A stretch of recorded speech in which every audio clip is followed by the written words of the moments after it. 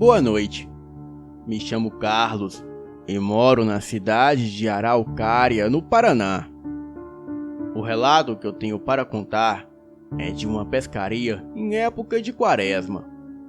Foi quando resolvemos ir pescar, eu e os meus dois amigos, o Edson e o Irineu.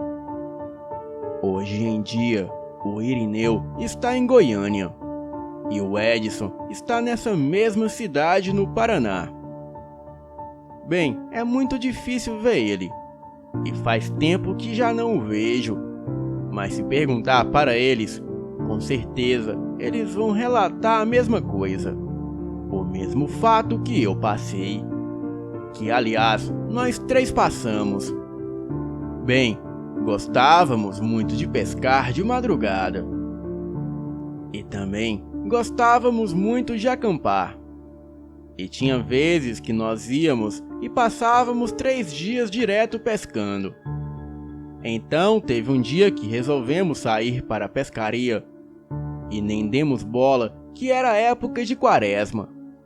Mesmo porque não ligávamos muito para isso, para essas superstições. Mas não podemos esquecer que geralmente na quaresma é quando os supersticiosos e os religiosos intensificam os seus trabalhos religiosos. E isso com certeza atrai as entidades que eles invocam. Então, mesmo assim, não ligamos para isso e fomos pescar. Moramos na região de Curitiba e aqui tem um rio que se chama Iguaçu. Nessa cidade chamada Araucária. E o rio Iguaçu vem de São José. E lá é a nascente desse rio. E ele passa por aqui pelo meio de Araucária. Nesse dia estava uma noite muito fria.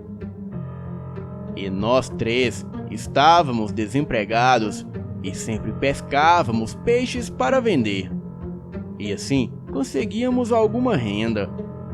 E foi então que a gente levava o que tinha em casa para lanche. E assim a gente almoçava e até jantava nas pescarias. E para complementar, a gente sempre assava um peixe, quando pegava. Mas geralmente a gente pegava peixes, porque nós conhecemos os melhores lugares para se pescar. E então fomos nesse lugar, onde gostávamos de pescar. E assim nós pegávamos muitos peixes. E dava tranquilo para cada um pegar a sua parte e vender. E assim conseguir algum dinheiro. Bem, e era assim que levávamos a vida. E era divertido, pois tudo isso era um hobby.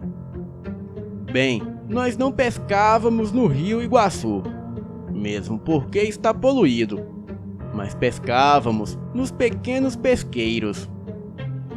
E usávamos o rio Iguaçu somente como travessia. Porém, nós íamos nas lagoas que são limpas, e ali dava para pescar. E nesse dia que estávamos ali pescando, se não me falho a memória, era no ano de 1998. Em uma época de quaresma. Esse lugar que estávamos pescando, nós o apelidamos de Rio do Bolinha, pois nós apelidávamos os rios com os nomes que nós mesmos inventávamos. E assim, identificávamos os pesqueiros onde pegava mais peixe.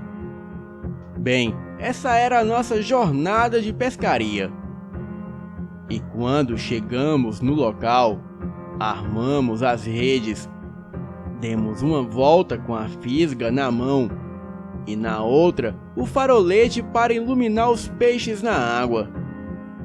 Mas nesse dia achamos estranho, porque aquele era um lugar muito bom que sempre havia peixes. Só que nessa primeira volta que a gente deu, não apareceu peixe nenhum. Bem, não demos muita bola para isso.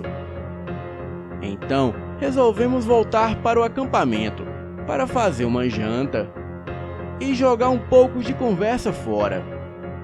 E com isso esperar o tempo passar para ver quantos peixes as redes já tinham pego. Então, durante esse tempo que cortamos lenha, fizemos o fogo e fizemos a janta. Depois que jantamos, conversamos um pouquinho. E quando me dei conta, já era meia-noite. E foi aí que começou os barulhos estranhos no mato ao nosso redor. Começou uns barulhos de passos pesados caminhando, quebrando os galhos e os matos ao nosso redor. Parecia uns passos de um animal quadrúpede. E nós começamos a ficar espertos com isso. De repente, eu estava sentado em uma árvore caída no chão, e os meus amigos de pé diante de mim, e eu com um farolete na mão. Mas quando eu vi, logo se desprendeu um palanque de uma árvore em cima de mim. E aquilo caiu bem atrás de mim. Aquele palanque que caiu meio que tremeu o chão. E rapidamente olhamos com o farolete. Então procuramos entre as árvores o que estava fazendo aquele barulho muito alto. Eram barulhos de gravetos se quebrando e árvores balançando. E também passos de animais grandes ao nosso redor. Mas mesmo procurando com o farolete, a gente não viu nada. Daí então, olhamos um para o outro e vimos que não era uma boa ideia ficar ali. Bem, nós não éramos do tipo medrosos. Só que nesse dia, é interessante salientar que um olhou para o outro e os três concordaram juntos de ir embora. Pois percebemos que estava realmente muito estranho aquelas movimentações ao nosso redor. E naquela mesma hora levantamos o acampamento. E logo depois que a gente jantou e esfriamos a panela quente no rio, guardamos o café na garrafa, esfriamos os bules e a trempe. Guardamos tudo dentro dos sacos, colocamos no bote, desmanchamos a barraca e ajeitamos todas as coisas como sempre fazíamos na hora de ir para casa. Bem, nós ajeitávamos a nossa bagagem no meio do barco. E naquela época nós usávamos varejão, pois não usávamos nem remos e nem motor. E o varejão é um tipo de taquara de bambu bem comprida. E como ele é muito comprido e forte, nós colocamos no fundo do rio para empurrar o bote. E assim, a gente consegue remar contra a correnteza com mais facilidade. E nesse dia, quando entramos no bote, já estávamos indo recolher as redes. Mas antes de recolher as redes, já estávamos fachando. Bem, o que é fachar? Fachar é pegar a isca na mão e olhar com farolete na água para ver se aparecem os peixes para a gente fisgar. Bem, achamos isso muito estranho, porque os melhores lugares que sempre apareciam peixes, não apareceu nada, não tinha peixe nenhum. E a esse ponto já estava muito estranha a situação ao nosso redor, pois havia muitos barulhos no mato e cochichos e resmungos que pareciam pessoas. Bem, quando eu levantei para pegar a rede, o Edson logo falou: "Olha, vocês tomem cuidado nessa esquina, porque isso que tá bem na nossa frente chama-se boca de rio." Nós estávamos no bote, indo da ponta de um rio para o outro. O Edson disse que ali tinha um tipo de caixa de abelha e uns eucaliptos. E também uma mata fechada que tem a fama de ser assombrada. Ele também disse para nós tomarmos cuidado na hora de tirar a rede. E quando eu fui me agachar para desarmar a rede, eu escutei passos pesados na minha frente, quebrando gravetos. Porém, eu não enxergava nada. E mesmo clareando com o farolete, eu não conseguia ver nada. E somente mesmo escutava os barulhos. O Edson gritava para mim sair dali ligeiro. Eu desamarrei aquela rede muito rápido e joguei no saco e colocamos no bote. O Edson pegou o rio Iguaçu contra a correnteza para virmos para casa. Este lugar fica com a correnteza baixa. Então, para voltar, a gente rema contra a correnteza. E na hora que ele colocou o bote no rio Iguaçu, ele dava uma remada e o bote rendia 50 até 100 metros adiante. Ia muito rápido, mais rápido que o normal. E nós estávamos assustados porque aquilo não é normal. Pois geralmente para render 50 metros adiante, precisava dar pelo menos de 8 a 15 remadas. E ele dava somente uma remada e o bote já cortava a correnteza. O Edson falou que não sabia o que estava acontecendo, pois parecia que uma força sobrenatural estava empurrando o bote. E essa coisa queria que nós não ficássemos neste lugar. Depois de um tempo, logo estávamos nos aproximando da ponte.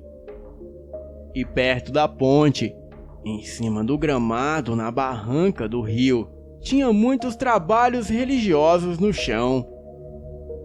Bem, alguns chamam esses trabalhos de saravá e outros chamam de macumba, mas nós chamamos de oferendas. E sabemos que cada um tem o seu credo religioso e respeitamos isso. E logo que passamos dessa ponte, mais à frente tinha a primeira ponte da BR. E depois da ponte da BR, uns 500 metros acima, tinha a ponte de madeira. E é essa ponte que ligava o atalho entre o orfanato e a BR. E subindo acima da ponte, fica o campo do Pisato de futebol, aqui de Araucária. Bem, e quando chegamos perto desse campinho, estávamos ainda no rio, subindo contra a correnteza. Mas de repente, do nosso lado direito, ouvimos tipo uns pequenos uivos. E era tipo um resmungo fantasmagórico. Mais ou menos parecido com uma coruja falando na mata, do nosso lado direito. E do nosso lado esquerdo, no meio do morro, lá em cima numa vila, um uivo muito alto que a gente não sabia se era um homem desesperado ou se era um cachorro uivando para a lua. Porém, a voz era misturada e se assimilava muito às duas coisas. Bem, eu acredito que o Edson já passou por essa situação, pois ele falou que quando passássemos por aquela parte assombrada do rio, uma coruja iria falar do nosso lado e uma criatura iria responder do outro lado. E isso era dito e feito, pois nós escutávamos aqueles murmúrios do lado direito.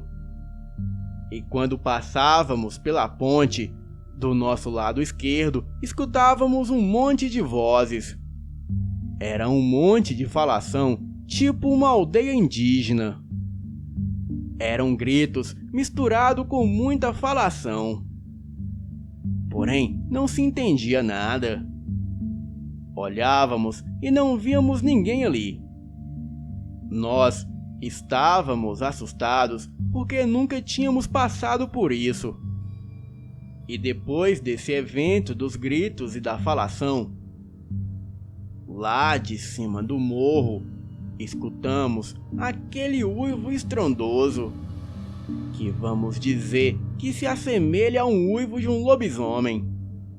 Então, resumindo, era a coruja falando do nosso lado direito, e o lobisomem respondia uivando do nosso lado esquerdo. Bem, não chegamos a ver nada daquilo, mas escutávamos claramente, em alto e bom som, aqueles uivos estrondosos que ecoavam no meio daquelas casas e condomínios daquela região. E tudo isso era terrível para nós. E à medida que nós íamos subindo o rio, cada vez que a coruja falava do nosso lado direito, o lobisomem uivava lá perto dos prédios do condomínio residencial Serra Dourada, onde tem a vila chamada Morro do Piolho. Quando remamos mais ou menos 1 quilômetro acima, nós tínhamos que entrar na Sanga. Sanga é um córrego pequeno que a gente entra para guardar os botes e os barcos. E logo que entramos com o bote na Sanga, pula uma capivara do lado do Edson. Ele estava rimando. E ele quase saltou dentro do rio com um susto. O Irineu e eu tentava conversar com ele mudando de assunto, mudando o rumo da conversa para ele se acalmar. O Edson, todo arrepiado, chegou a sentar no bote de susto com aquela capivara, pois nós já estávamos assustados com aqueles uivos e aquela coruja, e agora aquela capivara inventa de pular do lado do nosso barco. Então, aquilo foi muito assustador. Logo depois que a gente se recuperou do susto, entramos na sanguinha. E à medida que o bote ia entrando, fazia-se um silêncio aterrorizante e amedrontador. O bote logo se aproximava das árvores, e o rio estava bem cheio. Havia teias de aranha nas flores da água, e se nós levantasse o pé, dava para encostar nos galhos das copas das árvores, de tão alto que estava o nível da água. Aquele caminho era o único lugar seguro para nós deixarmos o bote e seguir para as nossas casas. E quando o bote ia passando, dava para escutar o pingo da gota da água que caía dos galhos das árvores. Bem, remamos mais um pouco e logo chegamos no local onde cadeávamos os botes. Cadear os bodes é prender eles com cadeado. Pegamos as nossas coisas e eu fui na frente. O Irineu foi no meio e o Edson foi atrás. E assim, fomos subindo os degraus daquele morro que tinha que atravessar antes de chegar nas nossas casas. Então, conseguimos cruzar aquele morro. E antes de chegar na casa do Edson, tinha um milharal que a gente tinha que atravessar. Parecia que aquele caminho não acabava nunca antes de chegarmos em nossas casas. E parecia também que em terra firme estávamos mais à deriva do perigo e do sobrenatural. Naquela noite, parecia que não havia nenhum lugar seguro para ficar. E então, cruzamos o milharal com muito medo. E se aparecesse alguma fera furiosa na nossa frente, não saberíamos o que fazer. Bem, conseguimos chegar. E o Edson já estava em sua casa. Deixamos as coisas na casa do Edson. E ele pegou o facão para nos acompanhar até o portão. O Irineu era só cruzar a rua e ele já estava em sua casa. Mas eu ainda tinha que descer 2 quadras para chegar até a minha casa. O Edson ainda se ofereceu de companhia para me acompanhar até a minha casa, mas eu falei que não. Peguei as minhas coisas e segui caminho. Eu mal saí da casa do Edson e ele já entrou para dentro batendo a porta, porque ele estava muito assustado. Quando cheguei na primeira esquina, antes de chegar na minha casa, aquele lobisomem uivou novamente de cima daquele morro, porém um pouco mais perto de mim. Era um grito ensurdecedor que fazia ecos estrondosos naquele lugar, e eu me arrepiei dos pés à cabeça. Bem, eu continuei andando devagar, porque existe o ditado que diz o seguinte: se correr o bicho pega, e se ficar o bicho come. Então, eu continuei caminhando normalmente até chegar na minha casa. Quando cheguei, a luz estava acesa e a minha mãe estava de joelhos dobrados, orando muito assustada. E logo que ela me viu, ela veio até mim e me perguntou se eu havia escutado aqueles barulhos estranhos. E perguntou também se eu havia visto alguma coisa na pescaria. E foi aí que eu contei para ela tudo o que a gente tinha passado. Ela simplesmente levantou a mão para o céu e agradeceu a Deus pelo fato de nada de ruim ter acontecido comigo e com os meus amigos. Bem, este é o meu relato. E ele é um fato verídico e verdadeiro. E eu confirmo a minha história para quem quiser ouvir. Boa noite.